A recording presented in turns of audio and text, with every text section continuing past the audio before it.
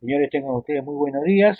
Estamos entrando a la semana 6 en la unidad didáctica de análisis y diseño de sistemas. Tercer ciclo, turno mañana. Correcto, vamos a dar por iniciado la clase del día de hoy y vamos a comenzar ahora sí. Continuamos con la semana pasada. Ahora sí, quisiera saber, por favor, qué cosa conocen ustedes o qué tienen por requerimiento. Profe, los requerimientos son requisitos que emplea o pide una empresa. ¿Ya? ¿Qué más? ¿Alguien más?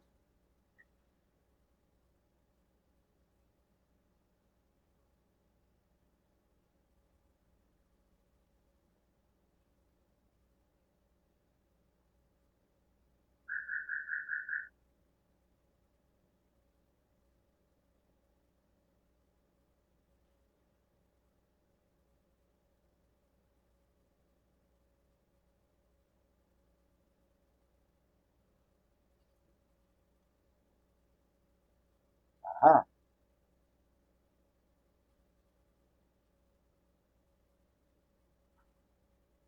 bien, bien, ¿qué más?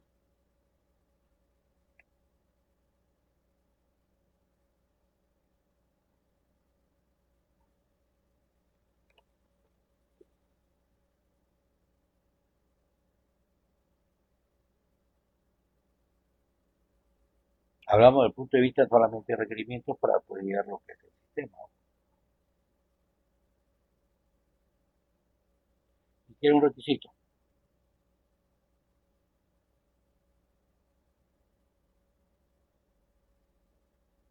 Sí, esa es la googleada, está fácil.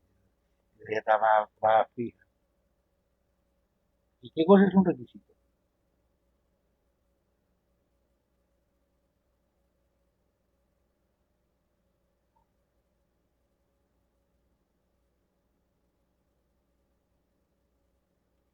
Un requerimiento, una petición de algo, ¿no? Y obviamente se basa a raíz de algo. Necesitamos programadores, por ejemplo, o necesito personal de servicio técnico para, necesito personal para soporte técnico en tal empresa. Es un requisito. Cuando vamos con los requisitos, que sean alumnos de tercer ciclo, ¿no? A partir del tercer ciclo de computación informática. Porque, entre comillas, ya acabaron su primer módulo y su primer módulo les permite a ustedes poder desempeñarse de una forma óptima dentro de la empresa. Ahora, ¿qué pasaría si se presentan alumnos de primer ciclo, segundo ciclo? Obviamente hay algunos que de repente ya trabajan, ¿no? Y están estudiando simplemente para poder complementar desde el punto de vista documentario. Pero lamentablemente, cuando una empresa te dice necesito y los requisitos son de que hayan aprobado el primer módulo, o sea, que estén en tercer ciclo, no lo van a recibir, ¿no? Los requisitos prácticamente parametrizan la idea de trabajar. ¿Correcto? Esa es una definición rápidamente, ¿no? Entre requerimientos y lo que son requisitos. Para tener una buena definición de requerimientos, ¿correcto? Ahora debemos identificarlo.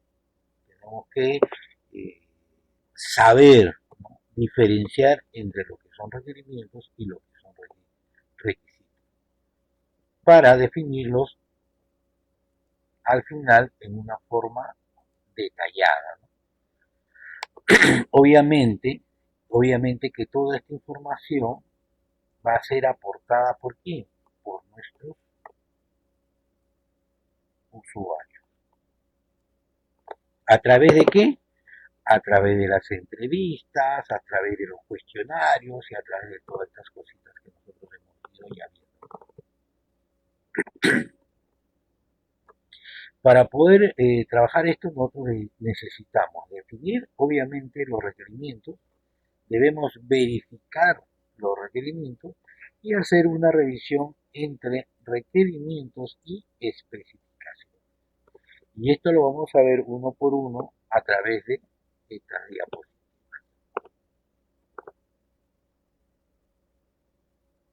Obviamente, ya vuelvo a repetir, tenemos que definir los requerimientos teniendo en cuenta la información desde el punto de vista del usuario, porque él es el que realmente, primeramente, él es el que nos va a decir, él es el que nos va a explicar, ¿no? Realmente qué cosa es lo que él necesita. Ojo, una de las cosas importantísimas, y yo siempre voy a recalcar en esto, es de que tengan ustedes esa así como hemos visto antes, por eso hablábamos de las características del, del analista de sistemas, ¿no? Esa interacción que deba tener el usuario-analista, esa empatía que deba existir. Porque si yo no logro tener esa empatía, esto que tienen ustedes acá, ¿correcto? Que nos brinda este, este rol, va a ser muy difícil que nosotros podamos tener una verdadera definición de lo que es humildad, facilidad de palabras, evitar confrontaciones, digamos, si somos un grupo de 3, 4, 5 analistas que vamos a levantar información, evitar confrontaciones entre nosotros, que exista una buena coordinación, las cosas ya deben estar planificadas e inclusive la forma que debemos hablar, cómo expresarnos, quién comienza, ¿no? O quién simplemente no habla, mira, observa, recopila información desde el punto de vista de observación. Todas estas cositas son importantes. Otra de las cosas para poder definir requisitos también es reutilizar, ¿correcto? Reutilizar requerimientos. ¿De dónde? De proyectos anteriores ya finalizados. Y con esto nos permite poder saber si es que hay algunos datos que pueden ser reutilizables. ¿Qué significa eso? Como ustedes conocerán porque son expertos copy, ¿no? Copy paste, copiar y pegar, como son expertos, si la pólvora ya existe, no voy a inventarla. Entonces, ¿qué es lo que debo hacer? Debo reutilizarla.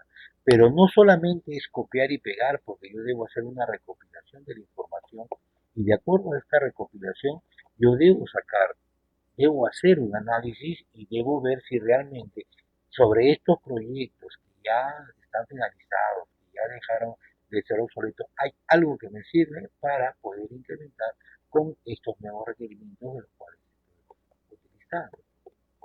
Hay que ser enfáticos en esa situación. O sea, no hay que descubrir la pólvora. Si ya hay proyectos anteriormente, o sea, el software anterior está documentado, está toda esta expresión, simplemente leerlo y sacar algunas informaciones, algunos datos que son relevantes para este nuevo sistema. Eso es importante por este caso. Pero no es necesariamente agarrar toda la lista, copiarlo y pegarlo, ahí ya está, ¿no? Hacemos la implementación. Por favor, hay que tener bastante cuidado con eso. Y obviamente, como les dije,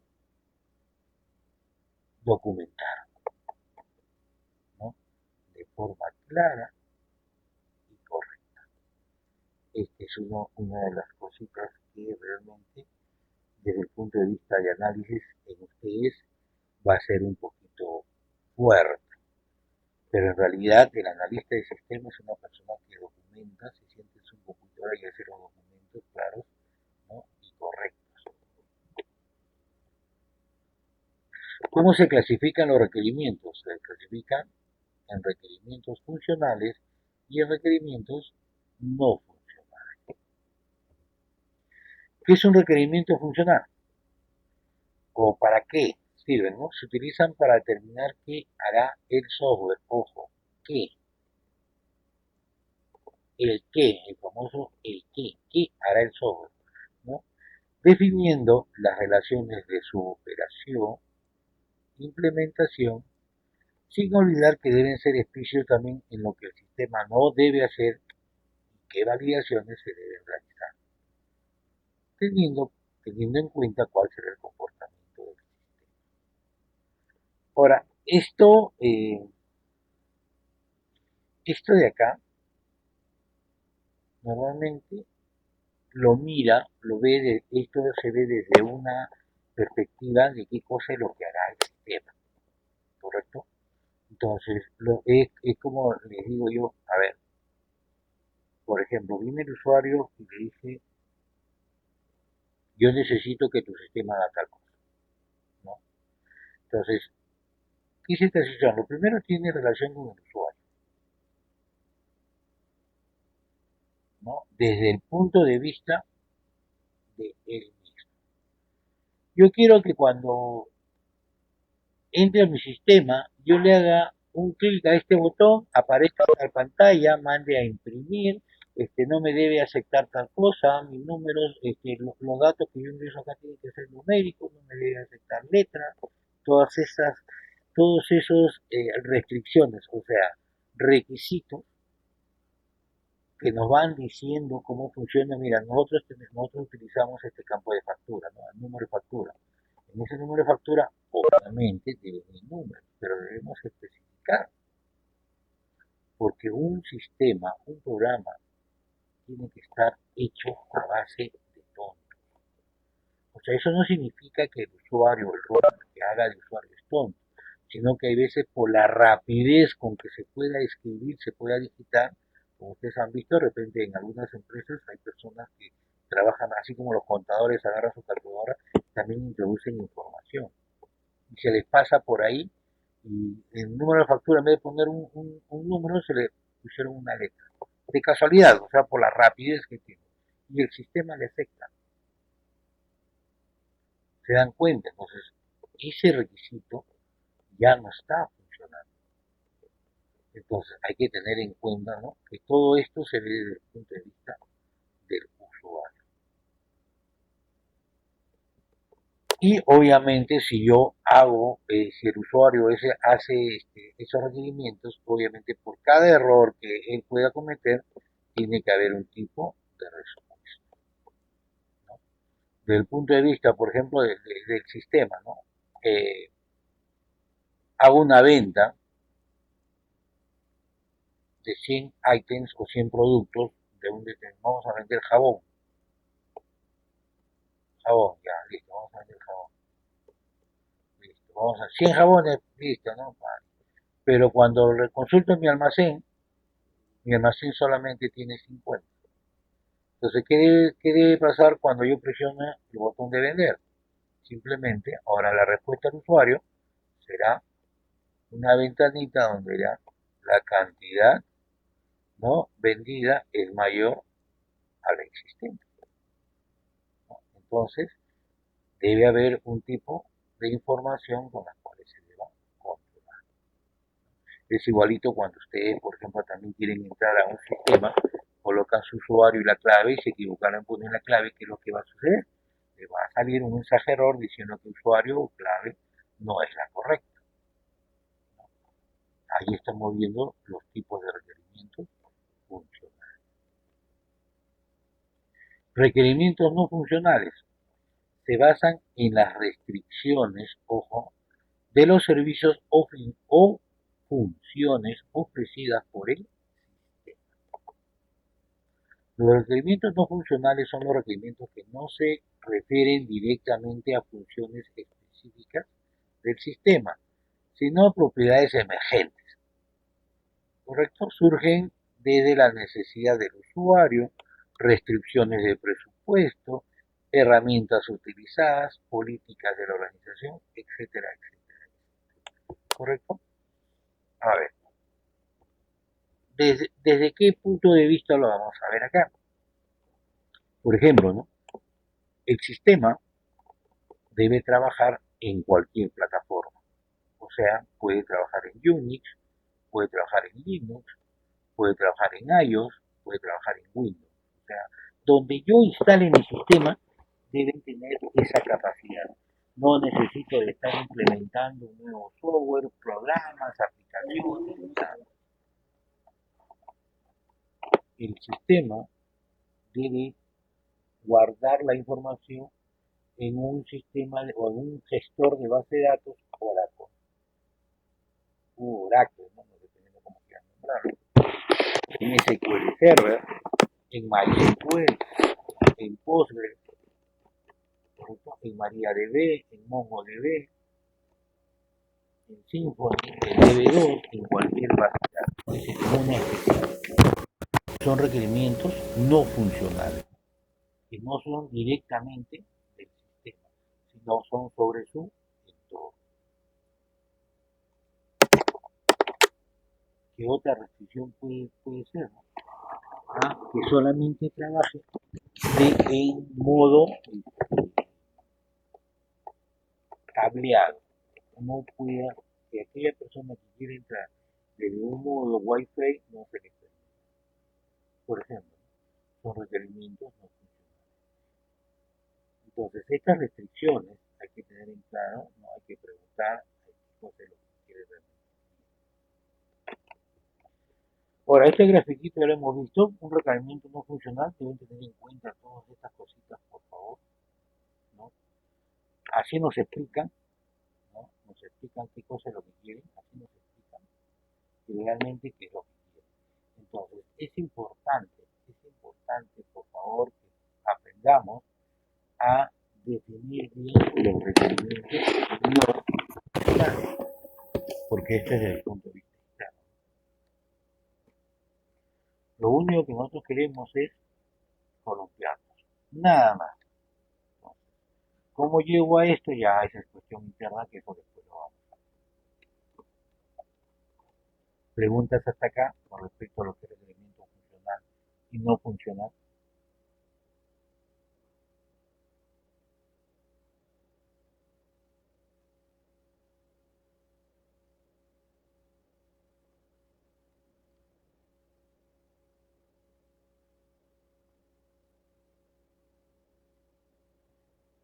Pues esta papeleta acá es rápida, ¿no?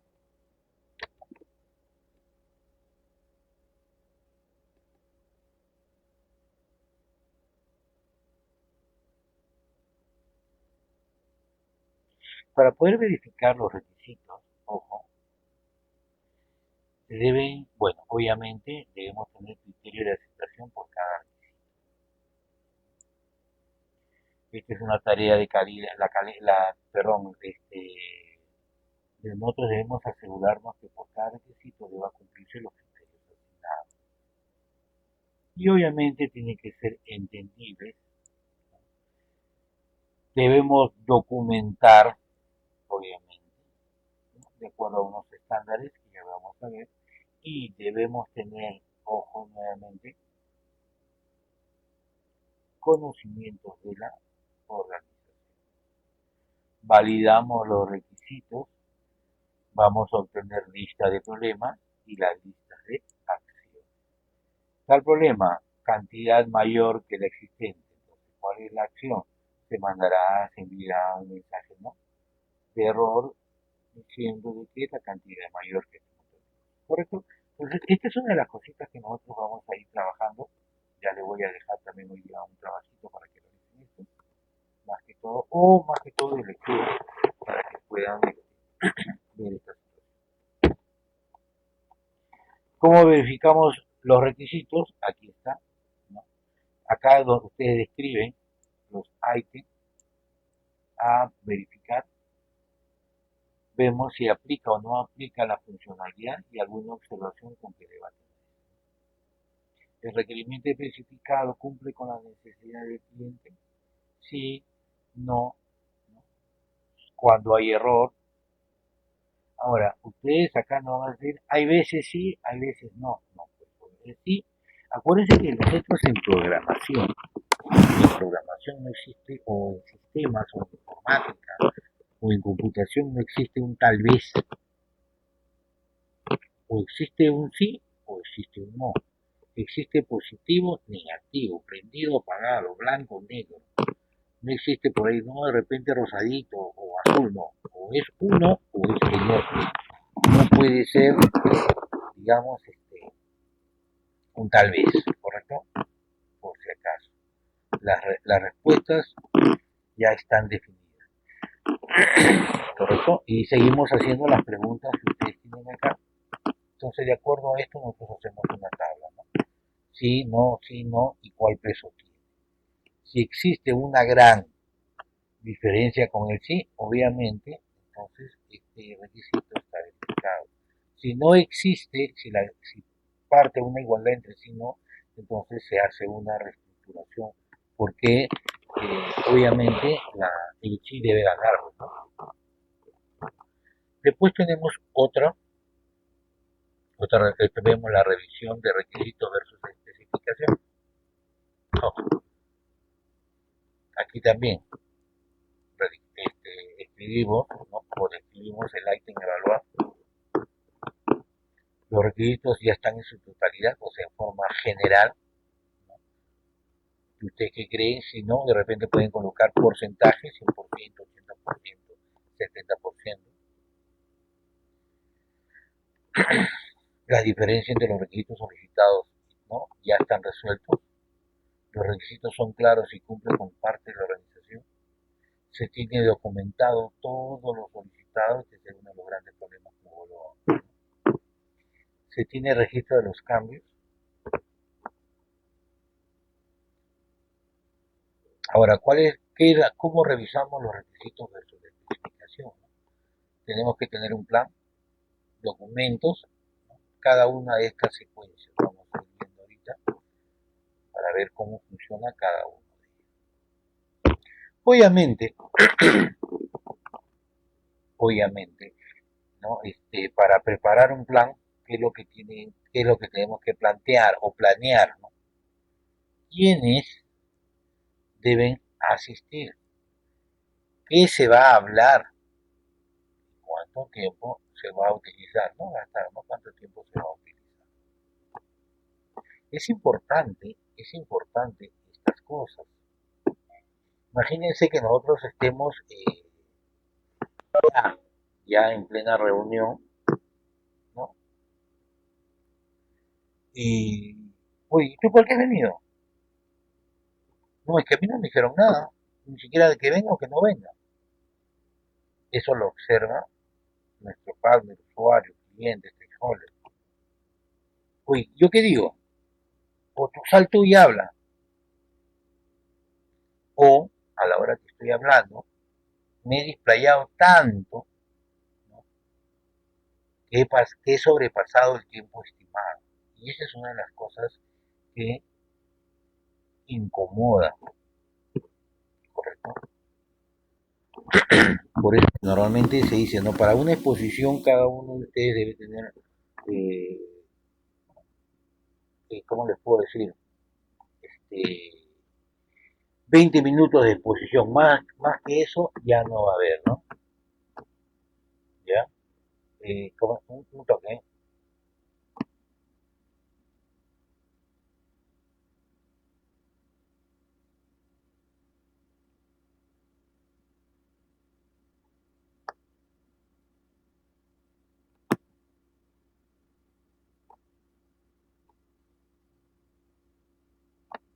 listo. Entonces, hay que planificar. ¿Por qué? Porque a veces, pues, ustedes mismos lo pasan, ¿no? Ustedes mismos lo pasan. Ya pasó el día viernes, ¿no? Ah, tengo sueño, por ejemplo. Entonces, lamentablemente, es verdad, cuando las clases son muy largas, no son dinámicas, ¿no? No hay un chiste por ahí o algo por el estilo, ¿qué es lo que sucede, no? O de repente no es del interés de la persona, simplemente tiende a aburrirnos, a crearnos malestar, si estamos sentados, o sea, tiene que ver muchas cosas, como le dije la vez pasada, ¿no? Cuando hablábamos de los tips, ¿no? La forma como los clientes, si hay aire acondicionado, tienen una buena silla, hay buena luz, entonces todas estas cosas. Documentos de requisitos a revisar. Debemos tener nosotros toda esta documentación, ¿no? Que nos permita a nosotros poder ver todos estos datos. ¿No? Preparar reunión. Obviamente, como les dije anteriormente, confirmar el lugar, ¿no? Y se deben preparar todos los materiales, ¿no? necesarios, lápices, hojas, elementos visuales, pizarra, plumones, material de trabajo para los que van a estar dentro de la reunión y todas estas cosas. ¿Alguien tiene un plumón? ¿Le faltó plumón acá? ¿Quién lo tiene? Entonces, se dan cuenta, o sea, hay que planificar. Si yo sé que mi reunión, ¿no? En la planificación, ¿cuánto van a hacer? Van a ser 10. Ya cada uno va a trabajar con 3 plumones distintos en papelotes, correcto. Entonces debo tener 30, no solamente 30, hay que tener 35, 40. ¿Por qué? Porque de repente un plumón no funcionó, se gastó, o de repente los mismos expositores, o sea, ustedes van a necesitar hacer uso de esto. Y no le van a estar pidiendo pues a los alumnos perdón, a los usuarios, a los partners, a los clientes, oye, préstame tu plumón para poder realizar. Entonces, esas son una de las cositas que tenemos. Obviamente, teniendo todo eso, realizamos la reunión de acuerdo a lo planificado, ¿no? De acuerdo a todo lo que hemos visto anteriormente. Y obviamente todo lo que nosotros tenemos o todo lo que nosotros o ellos nos han dicho, nosotros tenemos que validarlo con ellos, ¿no? Y ellos van a ver realmente si cumple o no cumple con lo que ellos mismos han solicitado. Una de las cosas importantes de estas cosas que ya hemos visto, que ya lo he expresado anteriormente, es que el usuario es cambiante. Hoy día te dice una cosa y mañana o pasado o en una reunión siguiente te está cambiando un poco de lo que ya dijo anteriormente o está incrementando o está quitando lo que está. Entonces, estas reuniones nos permiten a nosotros poder validar y cuando ya se valida esta documentación ya quedó aceptado. Cualquier cambio posterior, obviamente, que nos va a implicar a nosotros tiempo, cambio, costo, ¿no? Pero a ellos también les va a significar de que tienen que pagar adicionalmente, porque todo lo que nosotros habíamos hablado ya ha sido aprobado. Y todo cambio o modificación, obviamente, va a tener un incremento. En esa reunión, nosotros, ¿qué es lo que tenemos que hacer? Identificar, ¿no? Cuáles son los defectos de todas las especificaciones, ¿no? Con respecto a lo solicitado. Y si hace alguna falta o una especificación requerida, se empieza a incrementar las cosas, porque en estas reuniones nos permite a nosotros poder, ¿no?, ver todas estas cosas. Debemos realizar las correcciones, obviamente, en la documentación. Ahora, las correcciones que se hacen, yo recomiendo, por favor, si yo tengo mi documento, como le dije, en borrador, no existe borrador en limpio, ¿no?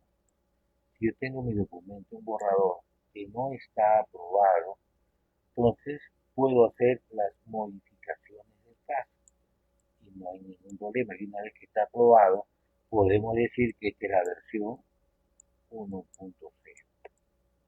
Y esto queda como base.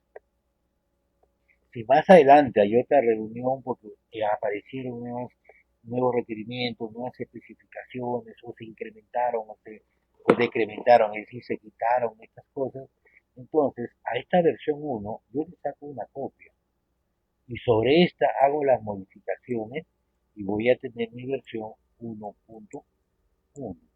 Pero esto sigue quedando, ojo, no hay que chancar encima de esto y borrarlo, porque les decía a ustedes, puedo llegar a la versión 1.9, ¿no? Y de repente me dice, oye, no, mejor vamos a hacer está teniendo muchas fallas, vamos a regresar a la versión anterior.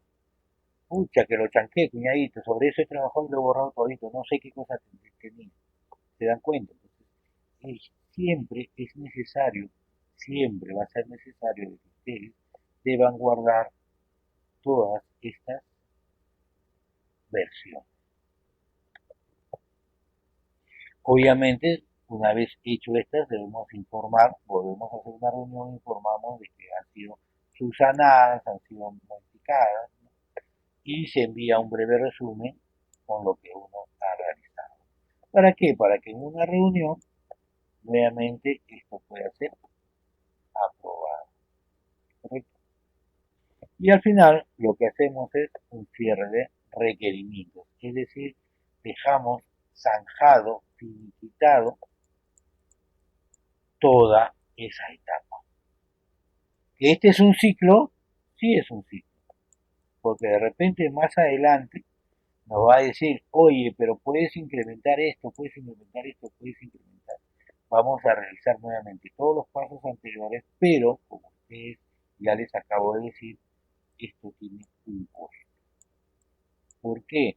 Porque implica que todo lo que yo vengo realizando, esto paralelamente el análisis con mi diseño, implica que tenga que alterar mi tiempo, mi estructura, mi planificación con con estos nuevos requerimientos, ¿correcto?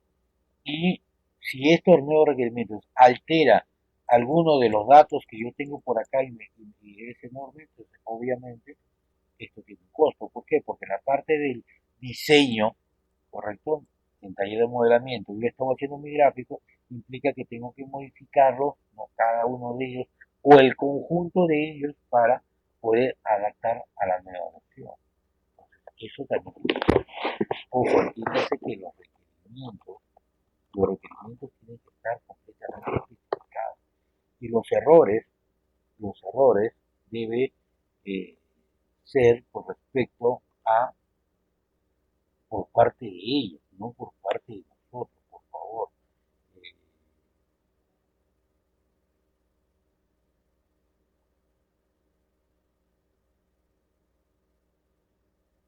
ya, tiene que ser por parte de ellos. Nosotros no debemos obviar esas cosas. Todo lo que nosotros podamos obtener, todo lo que nosotros podamos realizar, ojo, tenemos que especificarlo. No se nos puede pasar, porque eso implica que si nos pasa una que otras cosas, vamos a estar muertos, ¿correcto? Hay que tener bastante cuidado, ¿no? En este sentido. Son importantísimos. Requerimientos que nosotros nos olvidemos o pasemos por alto, implica que el que diseña va a diseñar de acuerdo a esos requerimientos, ¿no? Así que ustedes han visto, por ejemplo, la tarea de modelamiento, por ejemplo, ¿no? Se dan cuenta, ya está especificado qué cosa es lo que quiere, qué es lo que debe hacer, ¿no? Ahí están los requerimientos que se hacen. Ahora, el diseñador va a hacer de acuerdo al gráfico, hace estos requerimientos. Y cuando se lo den al programador, el programador va a desarrollar el lenguaje, en algún lenguaje de programación, de acuerdo a esos requerimientos. Si nosotros nos olvidamos de alguna de estas cosas, me olvidé, ahora dile al diseñador que tenga que modificar todos sus requerimientos dentro de sus diagramas de flujo. ¿Cuántos diagramas ya hizo de acuerdo a esos requerimientos? 3, 4, 5, 7, 10, 15. Ahora, modificar todo eso y darle al programador que ya terminó de programar, ya hizo, ya está en una etapa de prueba. Imagínense, ¿no? Todas las cositas que puedan pasar. Ahora, si ustedes son uno solo, bueno, bacán, pero cuando hablamos de un conjunto, por eso es que la idea es el famoso trabajo en equipo. No lo hacen uno solo, lo hacen varios. Donde siempre va a haber esa famosa, lo que yo siempre digo, ¿no? Esas famosas discusiones alteradas que van a existir. ¿Por qué sí? ¿Por qué no? Yo creo que esto debe ser así. No, es que eso es lo que tú crees, yo no creo, pues, ¿no? Entonces, esas cositas es lo que nosotros tenemos que ver. A veces, si estamos solos, somos dueños de la razón, no tenemos con quién confrontar, no tenemos con quién decir, ¿no? Entonces, esa es una de las cositas que siempre vamos a ver. Es bueno siempre tener dos o tres, ¿no? Ahora, si eres solo, bacán, pero cuando eres solo es porque ya domina la experiencia, los años realizando, trabajando, ya, eso sí, pero cuando están en inicio, siempre es bueno estar entre dos o tres. ¿Por qué? Porque esto me permite a mí, desde un punto de vista, poder interactuar con mis compañeros y ver distintos puntos de vista, que es importante. Siempre es importante, no que te llamen la atención, sino que decirte, oye, mira, Yo creo que esto, no decir estás equivocado, porque nadie tampoco es dueño de la razón o de la verdad. No, simplemente yo creo que esto podría variarse desde este punto de vista. Y obviamente viene la segunda parte que siempre les he dicho a ustedes, la sustentación. ¿Por qué? Porque mira, si tú realizas esto de esta forma, pienso yo que puede pasar tal cosa por motivo A, por motivo B, por motivo C. ¿Correcto? Entonces, eso es el sustento. No, pues ahí está mal, esa vaina no va a funcionar. Pero por qué no va a funcionar? Pero a la vista se ve, ¿no? Sí, sí es, mira, sí es clarísimo que no, pero clarísimo, yo no puedo ver el error. Yo no veo el error porque yo creo, o sea, cuando uno se mete tanto en su problema, a veces ve de que yo he dado la mejor solución y no le encuentro error, pero viene una persona externa y en un SAS te saca esto no funciona por tal motivo. Y eso le va a suceder en lógica de programación y en programación. O sea, pero si esto sale, yo veo que sí, ¿no? Y te vas a dar cuenta, ¿correcto? Entonces, eso es importantísimo de ver, ¿no? Que al inicio siempre es necesario trabajar entre dos o tres y que existan discusiones, obviamente alturadas, estas discusiones donde cada uno no impone, sino expone su punto de vista. Oh, no, yo soy el jefe del grupo y todos me tienen que hacer caso a mí, no, eso es mentira. El que lidera el grupo es para que ponga orden, no para que imponga, ¿no? Para que las reuniones se lleven a cabo con toda honestidad, naturalidad, ¿no? Eh, que sea el director de debate, porque comenzamos hablando una cosa y terminamos hablando cualquier otra cosa y las reuniones se dilatan y llegan a los relajos que no deberían existir, ¿no? Entonces, esa es una de las cositas que se tiene que entender, ¿correcto? Ojo, esto ya es fuera de lo que estamos hablando, pero son los famosos tips, ¿no? Que la experiencia te da, que la experiencia te permite poder también decir, ¿no? Obviamente que no todo lo que digo tienen que hacerlo ustedes, esa es parte de mi experiencia, ¿no? Como ingeniero, como analista, como diseñador, como desarrollador, ¿no? Entonces los años te dan a ti no la veracidad, ojo, pero sí poder contar experiencias y cómo se suscitan, ¿no? Entonces, como dicen, más vale el consejo de un conejo. Entonces, esta es la forma como ustedes tienen que ver. El jefe del grupo, el líder, la persona encargada es el que obviamente saca la cara, ¿no? Es el que debe estar, como dice, es el pastor que debe estar arreando sus ovejas. Ya terminaron, ya lo hicieron, y como vuelvo a ver, ¿no? Como yo les digo, cuando se trabaja en equipo, todo el equipo tiene que tener conocimiento de lo que sucede, todo el equipo tiene que ser transparente, ¿no? Todo el equipo tiene que,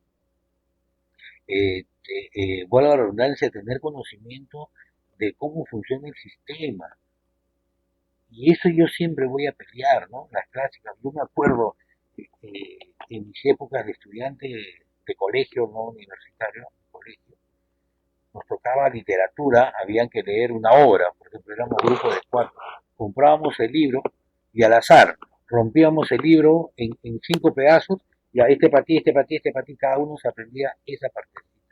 Pero en realidad no sabíamos cuál era todo el contexto del libro. Entonces, cuando nosotros desarrollamos también el software, no necesariamente vamos a decir, no, esta es mi partecita, yo me responsabilizo. Claro, eso es lo que tú vas a desarrollar, pero parte de la idea es de que tengas conocimiento de todo para ver cómo al final se integran, porque a esto se le trabaja, esto se le llama, perdón, trabajar por módulos, se llama la modularidad, donde cada uno puede trabajar independientemente, pero con una misma visión, con un mismo conocimiento. ¿Por qué? Porque al final cada módulo de alguna u otra forma se integra y forma un todo perfecto, lo que es sistema, ¿no? Entonces, esa es la idea del trabajo en equipo, esa es la idea del conocimiento, esa es la idea de que tengamos un mismo horizonte, esa es la idea que seamos proactivos, esa es la idea de que cada uno de ustedes aprendan a compartir, ¿no? Eh, He trabajado tantos años Y les digo, ¿no? Al final es una familia. Compartimos muchas cosas. Entra un grado de confianza tremendo, de verdad, sin faltar el respeto. Existen bromas, van a existir cualquier cantidad de bromas, ¿no? De repente algunas pesadas, otras no pesadas, pero todo se conversa, todo se dialoga. Entonces, es importante, ¿no? Por eso es que se habla de que, y ojo, ¿no? Y una de las cosas importantísimas también en este sentido es que existe un gran profesionalismo. El gran profesionalismo consiste en no confundir la amistad con el trabajo, porque se hacen amigos, pero cuando hay que trabajar, hay que trabajar. Cuando se tiene que llamar la atención, se llama la atención. Es importante esto, ¿no? Yo les cuento una anécdota que les cuento a la mayoría de mis alumnos, ¿no? Eh, yo tuve la oportunidad de trabajar en el Banco de Crédito, tuve la oportunidad de tener un cargo dentro del Banco de Crédito, dentro del Departamento de Sistemas, sobre todo la gerencia de sistemas, en el área de desarrollo, ¿no? Era subjefe del área de desarrollo de software, o de laboratorio científico, como le llamaban en ese tiempo. Ahora, ¿qué es lo que sucedía? Eh, Todos entramos a trabajar, bueno, había personas más antiguas, había personas nuevas como yo, y a cabo de 2 meses y medio, obviamente pues no, con eso no digo que era el mejor, pero por el desempeño que existía, me nombraron como segundo jefe. Ahora, todos comenzaron con esta situación del cuchicheo, ahí es donde aprendí todo el resto, ¿no? Comenzaron con el cuchicheo, o sea, cuando la gente no está de acuerdo, sí, que de repente eres robó, que esto y que lo otro, por acá éramos más o menos un promedio de 15 personas. Entonces, los trabajos no estaban a tiempo, venían las llamadas de atención, la documentación y un montón de cosas. Por ahí me hice amigo de una amiga de la amiga, ¿no? Por cosas del destino.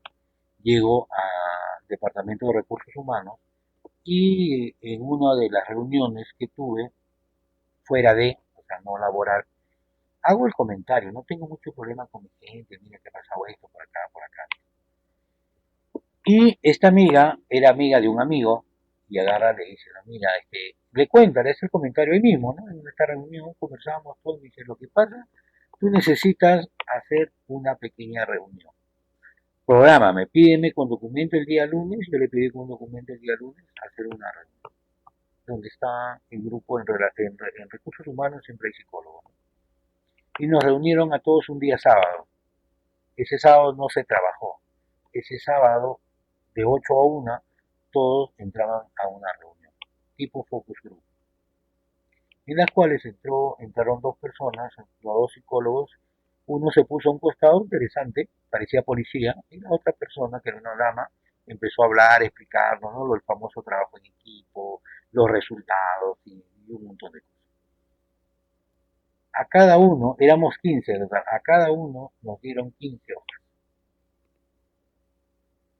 15 hojas.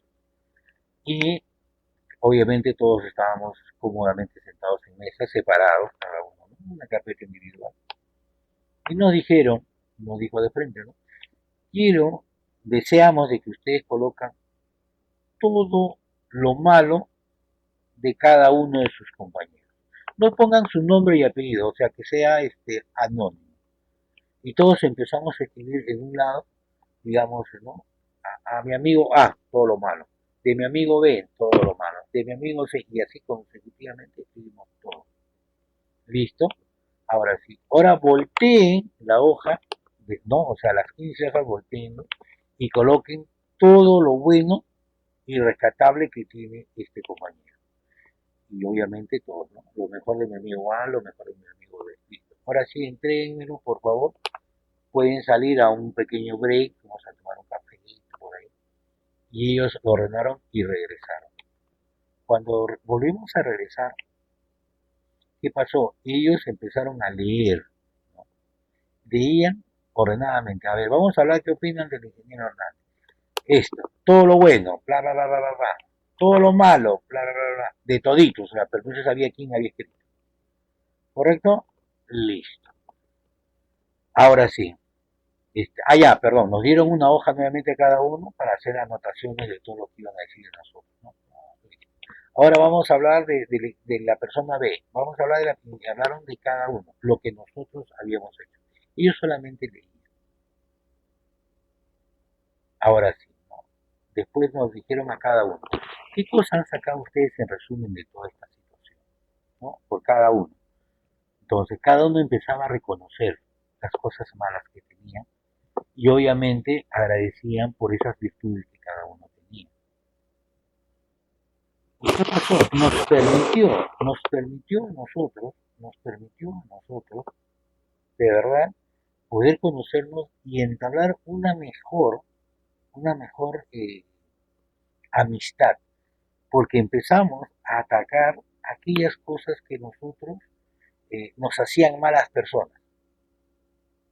Habían personas que eran indiferentes a su trabajo, habían personas que daban las 3 de la tarde y salían corriendo, no les interesaba, ¿no? Habían personas, por ejemplo, ¿no? que tenían una costumbre de no hacer el trabajo, no le daban importancia. O sea, empezaron a salir muchos problemitas y cada uno se dio cuenta realmente de lo bueno y lo malo que tiene. Y cambiamos. Y les digo una cosa, trabajé 2 años ahí. Ese año y medio restante fueron los mejores años, uno de los mejores años que he tenido dentro de mi empresa, porque todo fue armonía, todo fue felicidad y un montón de cosas. Y en el resto de las empresas donde he ido a trabajar como jefe, como gerente, no sé, de cualquiera de las cosas, siempre, si ha habido problemas, implementaba este tipo de reunión. Y mejoramos y mejoramos.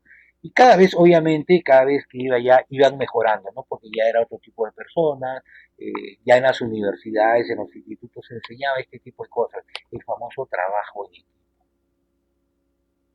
en las cuales los problemas que se tenían desde el punto de vista laboral, ¿no? Se decían ahí.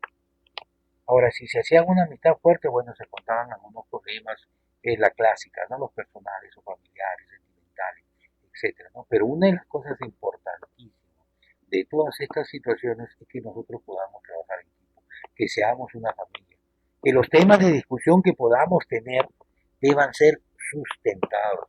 ¿Por qué? Porque si yo no puedo sustentar algo, entonces, cómo puedo demostrar de que realmente estás equivocado?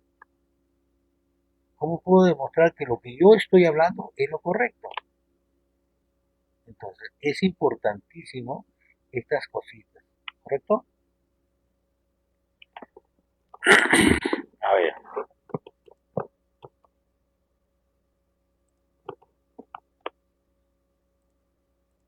listo.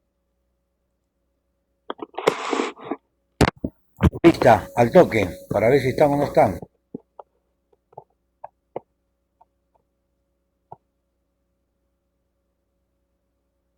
Uno, dos, tres, cuatro, cinco, seis, siete, ocho, nueve, 10, 11, 11.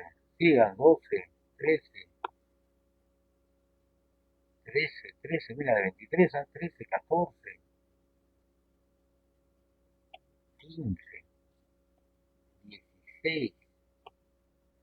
Sigan por ahí, a ver. 17,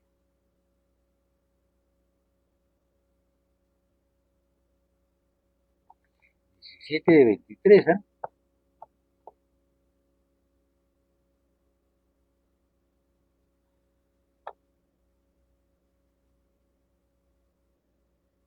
El resto durmiendo no están, han dejado prendido, ¿no?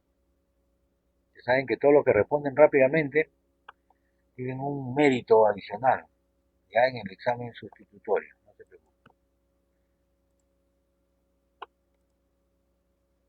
Seguimos. Vamos a ver algunas técnicas para definir requisitos, ¿no? Algunas técnicas, a ver. Vamos a ver cómo podemos nosotros ver esta situación, ¿no?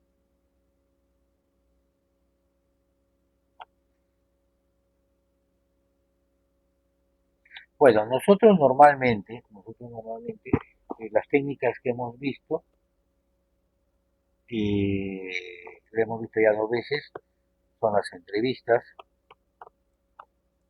¿no?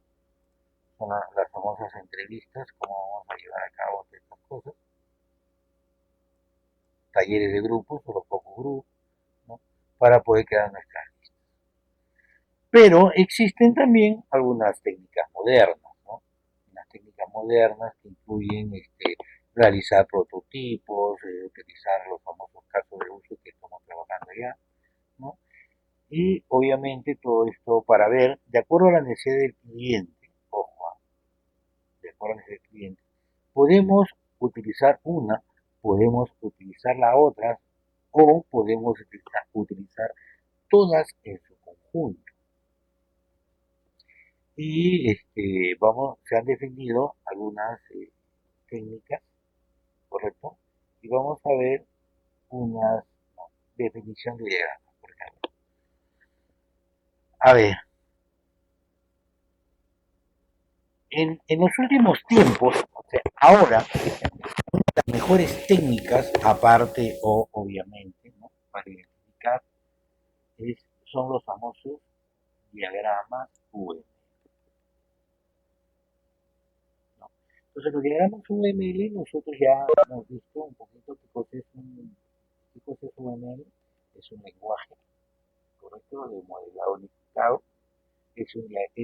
Digamos, son diagramas de notaciones en las cuales voy a insertar iconos o gráficos que me permiten poder leer, ¿no?, cómo funciona el sistema. Pero este UML, ¿cuándo puedo utilizarlo y cuándo no puedo utilizarlo? Eso es lo más importante. ¿Cuándo sí y cuándo no? Vamos, ya tengo 1 hora. Voy a cortar, por favor, salgo y vuelvo a entrar, ¿ah? Por favor, no se me vayan a ir. Voy a terminar la reunión. Ya para tener la grabación, no se me vaya a perder la grabación como ya me ha sucedido. ¿Correcto? Voy a grabar, ahí donde está,